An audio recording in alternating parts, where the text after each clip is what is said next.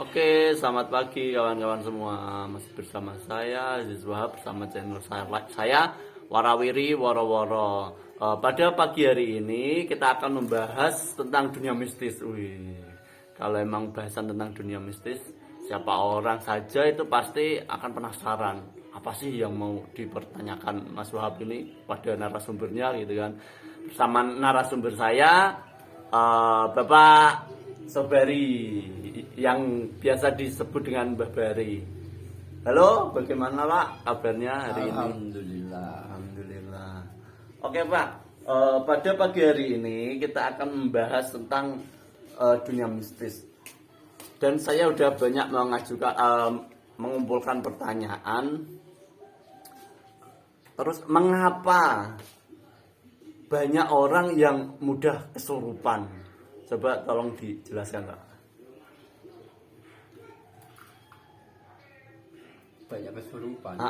Mudah kesurupan. Mudah. Iya. Di antaranya hatinya kosong. Hati kosong. Maksudnya Satu. kosong. Yang mikir dunia lupa akhirat. Mikir dunia lupa akhirat. Terus Pak? Dua, ada apa? Penyebab lain. Penyebab lain. Oh, penyebab lain itu istilahnya apa Pak? Bisa jadi dikirimin orang kah atau ada orang lain yang menyebabkan orang itu mudah kesurupan gitu? Ada ya. Oh, Ada seperti emang gawan ibaratnya dari leluhurnya dari leluhurnya. si pasien tidak kuat. Ya. Oh, seperti itu. Terus bagaimana cara agar tidak mudah kesurupan? Caranya itu agar tidak mudah kesurupan itu bagaimana, Pak? Ya, kita zikir pagi petang.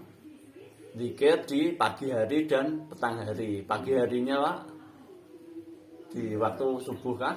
Waktu subuh, setelah subuh. Oh, subuh sampai waktu duha. Ya. Paling lama ya. Ya. Paling singkat paling tidak sebelum matahari terbit berarti ya. Ya. Terus untuk sore harinya, petangnya Setelah maghrib. setelah maghrib, berarti setelah matahari terbenam.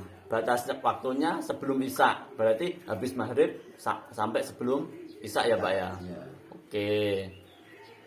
Itu jadi faktor mudah kesurupan. Beda kalau kecatat Kecatat itu apa lagi Pak? itu umpama main ke rumah teman ada Istilahnya kurang ya, sopan. ya, atau tempat-tempat yang angker itu bisa kerasukan. Oh, seperti itu. Jadi pada dasarnya manusia itu kan diciptakan Allah menciptakan alam ini bukan hanya manusia saja, tapi ada makhluk-makhluk lain juga. Pada intinya manusia juga harus mawas diri. Suatu tempat pun manusia harus istilahnya ada unggah-ungguhnya atau sopan santunnya. Begitu ya, Pak ya? Iya. Oh, berarti harus ada permisi lah cara gampangan cara Jawane ngoten ya. Terus ada faktor-faktor lain, umpama mempunyai jimat atau Berarti atau gembolan. iya, atau diserang orang ibaratnya dilempar ibaratnya Buhul atau sihir. sihir. Oh, seperti itu juga ada ya Pak ya kasus Ya, seperti ada. itu. Oke.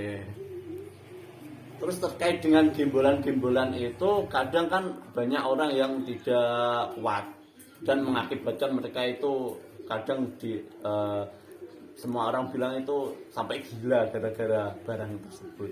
Ya. Nah, itu biasanya dari barangnya atau dari kodam yang ada di barangnya itu, Pak? Kodam yang ada di dalam barang seperti keris atau jimat-jimat, batu. Berarti benda-benda bertuah itu yang mengakibatkan mereka kesurupan atau mereka tidak sadarkan diri dan tidak terkontrol emosinya itu berarti dari kodam yang ada di dalam barang-barang tersebut ya. Itu menguasai jiwanya orang itu. Menguasai jiwanya sedangkan dia sendiri tidak bisa. Tidak paham, tidak tahu. Oh. bahwasanya membawa barang ini kondang lah, ditembak nggak apa-apa. Itu biasanya seperti jenglot gitu, minta apa, inginnya minum terus. Oh, seperti itu. Padahal dia sendiri nggak tahu bahwasanya itu dari barangnya. Seperti itu. Terus selama ini apakah ada kasus-kasus tertentu atau pasien yang datang ke sini meminta kepada Pak Sobari untuk itu Pak, untuk mengcover badannya atau dirinya terkait dengan barang-barang yang mereka punya? Ada. Seperti orang yang tadi mempunyai jenglot, nggak tahu setiap hari itu inginnya minum aja. Minum apa? Minum arak. Oh, minum-minuman keras, sahabat. Minum-minuman keras berarti ya. Kalau jarang gramnya, inginnya nonjokin orang, mukulin orang, bunuh orang.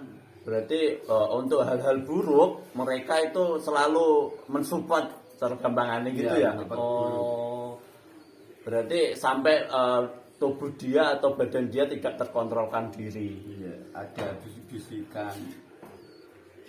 Kalau orangnya peka di telinga, tapi kalau nggak peka, ya ikut jalannya itu, kodam-kodam itu. Oh, seperti itu. Berarti pada intinya orang-orang yang punya gembolan atau barang-barang bertuah sebenarnya ya juga harus bisa mengcover dirinya atau membentengi dirinya dulu sebelum dia punya barang-barang tersebut. Nah, kalau emang seandainya barang itu barang peninggalan dari orang tua atau dari nenek moyangnya, sedangkan dia tidak bisa mengcover dirinya, apakah ada kasus-kasus hal tersebut yang Anda tangani selama ini, Pak? Ada. Orang Jepang. Oh, orang sini-sini ya? Ya, itu mempunyai keris. Nah, keris itu kodamnya cewek minta darah perawan. Nah, dulu Mas, yang keris punya orang Jepang. Oh iya saya tahu. Berarti pada intinya keris itu selalu minta tumbal atau potong. Iya, minta tumbal, minta makan. Sedangkan yang punya tidak bisa menguasai. Iya, kan seperti itu kan bahasa syirik, mempercayai barang-barang.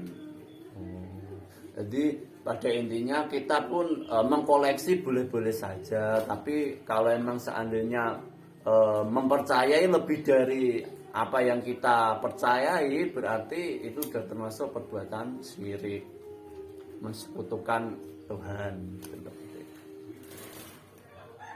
Oke, terus biasanya kan gini, ada suatu orang atau seseorang yang kasus tertentu lah ya, ada kaitannya tentang perjodohan.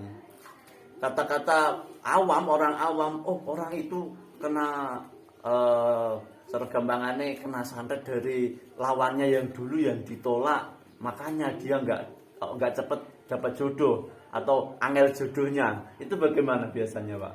Iya, biasanya itu saking sakit hatinya, ya namanya orang disakitin perempuan, pepatah Jawa bagaimana? Peting tresno? Ya, Apa bagaimana? Dukun bertindak. Oh, gitu. Cinta ditolak, dukun bertindak. Iya.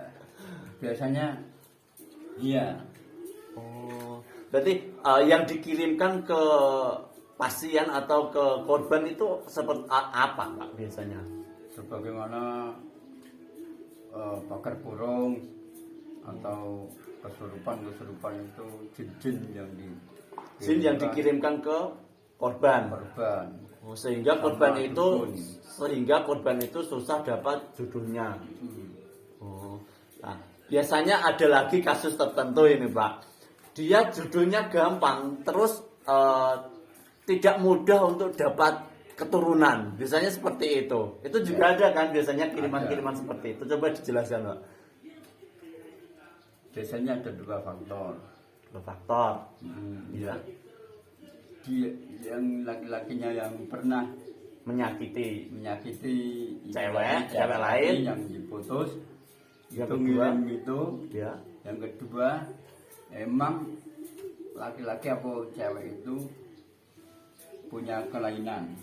Oh. Maksudnya kelainan itu aib sih.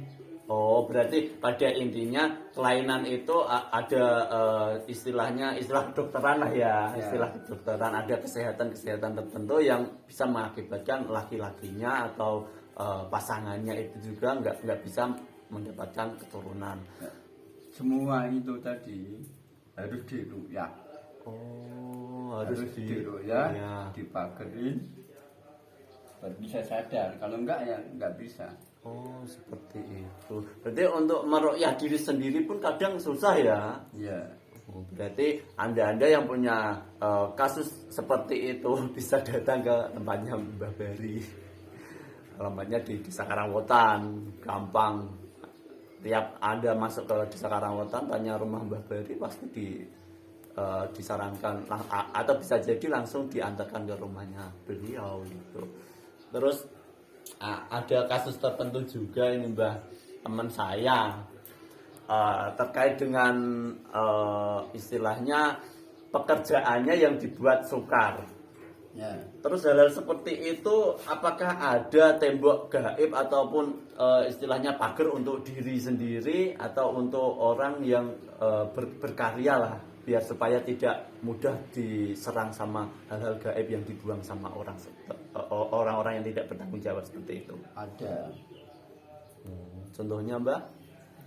Contohnya pertama, rumahnya biasanya dibuangin orang-orang yang enggak bertanggung jawab, kita ambil dulu, namanya pengeruian rumah. Oh, istilahnya dibuatkan pagar dulu rumahnya, supaya tidak mudah dibuang-buangin syarat atau tumbal dari lawan kerjanya, cara gampangannya ya Mbah ya. Seperti bohol-bohol. Oke, terus apalagi Mbah? Yang kedua, ya pengusaha itu tadi. Iya, pihak orangnya harus diruqyah juga. Oh, berarti kadang barang yang dikirimkan itu bisa jadi masuk ke dalam tubuh yang seorang pasien atau korbannya ya? Iya. Oh, seperti itu. Biasanya dia nggak memahami,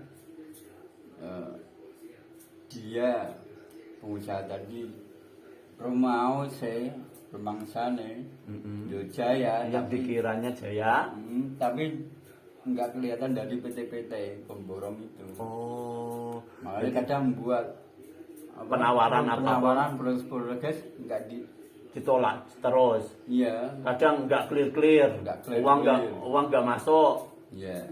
Uangnya nggak ditransfer. Oh, seperti gitu juga ada ternyata kawan-kawan. Kadang dari pihak PM apa SM atau LSM. Nggak bisa mengirimkan ke rekening si korban tersebut ya. Ditunda-tunda terus. Oh, seperti itu. Oke, kawan-kawan. Kalau ada pertanyaan silahkan ditulis di komentar di bawah terkait dengan dunia medis. Nanti bisa saya tanyakan sama Mbak Bari langsung. Oke, itu kami akhiri sampai sekian. Terima kasih Mbak Bari. Jangan lupa like, komen, dan subscribe supaya channel ini semakin maju dan berkembang. Terima kasih. Wassalamualaikum warahmatullahi wabarakatuh.